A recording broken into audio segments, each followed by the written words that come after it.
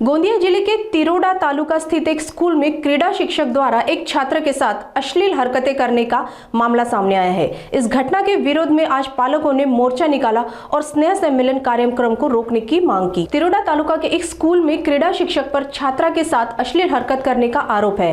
पालकों ने शिक्षक की गिरफ्तारी की मांग करते हुए स्नेह सम्मेलन कार्यक्रम रोका। स्कूल प्रशासन ने शिक्षक को निलंबित किया है, लेकिन पालकों ने उसे बर्खास्त करने की मांग की।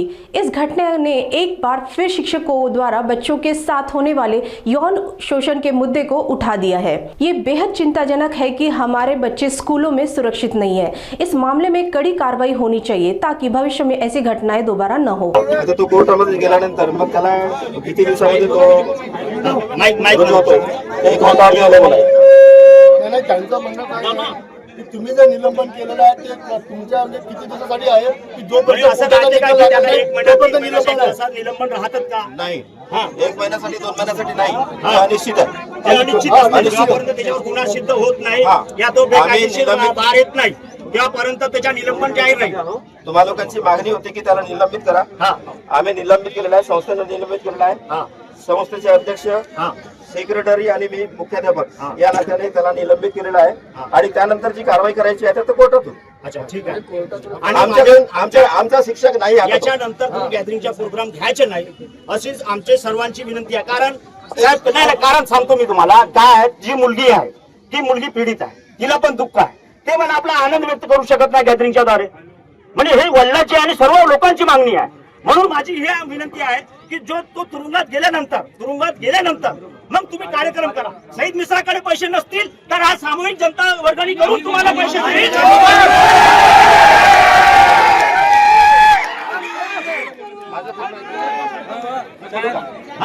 बोलू काय म्हटलं शांतरांतर बोलणार मला काय म्हणायचं आहे, पूर्वनियोजित कार्यक्रम आहे। 1 महिन्यापासून विद्यार्थी तयारी करत आहेत। आता या दरम्यान ह्या 3 दिवसाच्या आतमध्ये ही घटना होईल असं कोणालाच अपेक्षित नव्हतं आणि त्यामुळे पूर्वनियोजित कार्यक्रम झालेला असल्यामुळे त्याच्यावर खर्च देखील झालेला आहे। ऐकून घ्या, क्रीडा झालेल्या आहेत, डान्सचे त्याची प्रॅक्टिस झालेली आहे, सगळं काही आटोपून आता फक्त आज नृत्याचा कार्यक्रम दाखवायचा आहे आणि उद्या 2 दिवसाची गॅदरिंग आहे। 3ऱ्या दिवशी त्यांना जेवण देणार आहे। 2 दिवसाची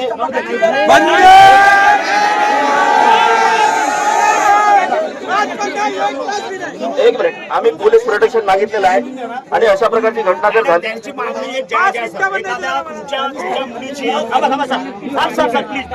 आपल्या त्या ठिकाणी त्या म्हणजे जे गरीब तुमच्या मुलगी आहे ते तुमची मुलगी असतील तुम्ही कार्यक्रम घेतला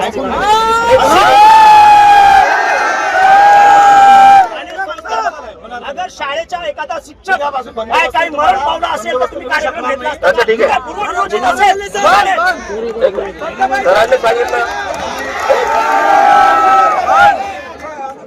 सरांनी सांगितलेलं आहे की आम्ही बंदोबस्त पुरवणार नाही आणि त्यामुळे मी मुख्याध्यापक या नात्याने हे प्रोग्राम होणार नाही, कार्यक्रम होणार नाही। 7 दिवसानंतर कार्यक्रम करा आणि तुम्हाला मी ग्वाही देतो जेवढा पैसा लागेल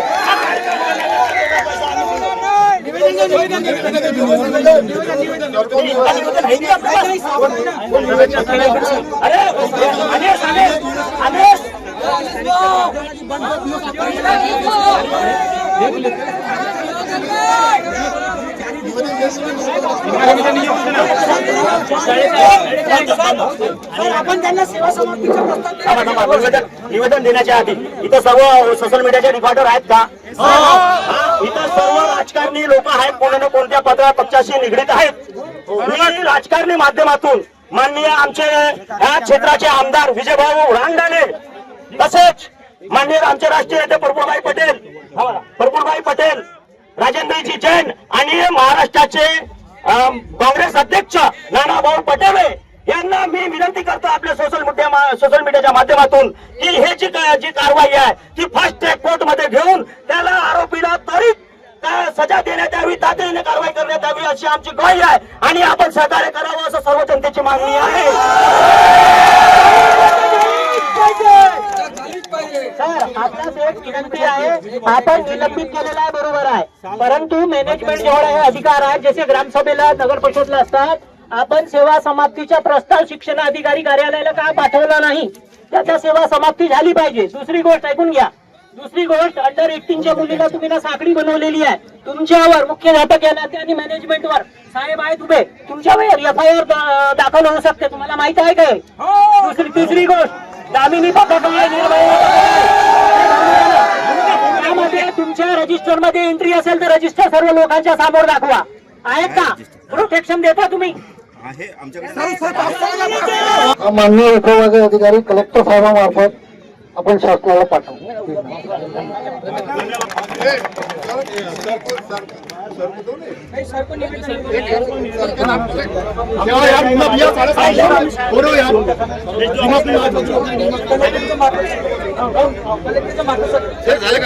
के नाम पे एक था ना? कलेक्टर साहब के नाम पे सब फाइनल साहब लोग तो अपनी चौकसी कर ही रहे.